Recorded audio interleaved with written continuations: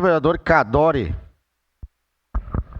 Senhor presidente, caros colegas vereadores, e queria fazer uma saudação especial a essa plateia que está aí acompanhando o debate, a importância dessa casa, a importância da presença de vocês. Quanto ao projeto, importantíssimo, voto favorável. Eu sempre digo que saúde e habitação são duas secretarias, são dois setores que, por mais que você invista, nunca é dinheiro suficiente. Nunca, na saúde, nunca é dinheiro suficiente para atender a demanda, e na habitação, nunca é casa, apartamento suficiente para também atender a necessidade do povo. Então é um projeto importante.